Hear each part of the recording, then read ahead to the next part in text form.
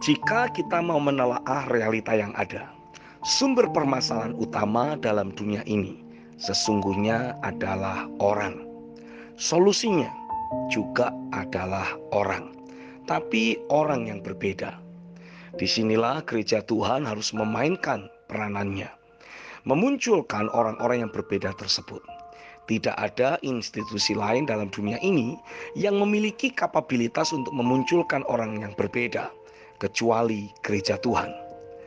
Untuk orang yang berbeda dapat dimunculkan, dibutuhkan suatu proses pembentukan kecenderungan hati yang akan mengkondisikan orang yang bersangkutan jadi tidak lagi mencintai dirinya sendiri, mencintai dunia, ataupun mencintai uang.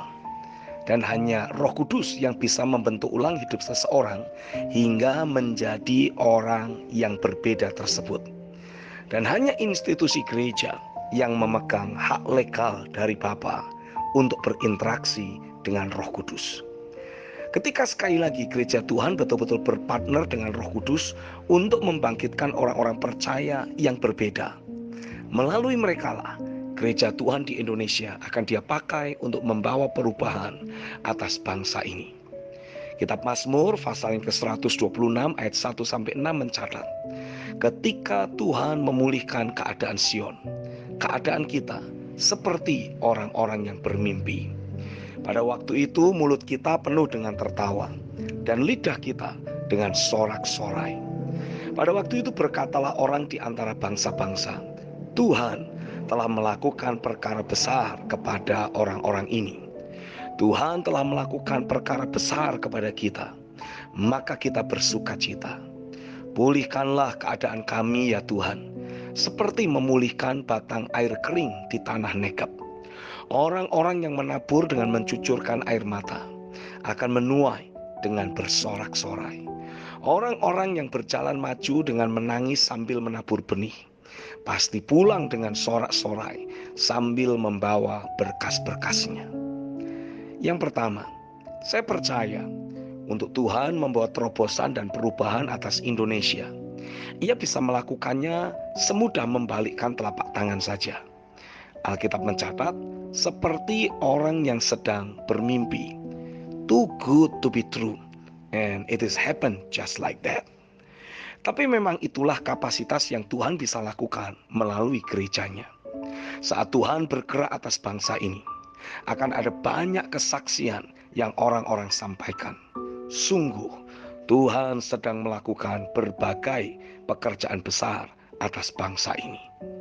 Yang kedua, Tuhan akan mulai melakukan terobosan dan perubahan saat ia mendapati adanya orang-orang yang tidak lagi peduli pada kondisi lahiriah atau fakta negatif yang ada dalam hidup mereka, tapi mulai sungguh berketetapan untuk melakukan hal yang benar. Walau kondisi mereka sedang menangis, tapi mereka berketetapan untuk terus melangkah maju dan menaburkan kebenaran.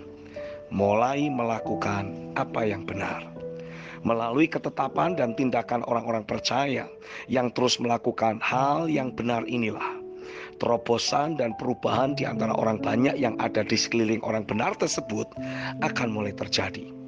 Melalui kehidupan orang-orang benar yang terus melakukan hal yang benar itulah, pencurahan roh yang baru akan terjadi dan mengubahkan kehidupan banyak orang. Jika di dalam kitab Kisah Para Rasul, roh dicurahkan dari ruang tahta ke dalam kehidupan orang percaya atau gerejanya. Pencurahan roh yang akan terjadi di akhir zaman ini justru dari dalam gerejanya ke kehidupan banyak orang di mana gereja Tuhan berada. Kitab Yehezkiel pasal yang ke-47. Melalui pencurahan roh dari dalam gerejanya inilah dunia akan alami perubahan. Akan ada tuaian yang sangat besar yang bisa kita bawa masuk ke dalam lumbung-lumbungnya. Saya lepaskan deklarasi firman atas gerejanya, atas seberapa banyak orang percaya yang menerima message ini. Bersiaplah, mulai libatkan Roh Kudus untuk menata ulang hidupmu jadi semakin akurat dalam segala areal hidup. Karena melalui kehidupanmu itulah Tuhan akan membuat terobosan dan perubahan atas bangsa-bangsa. Amin.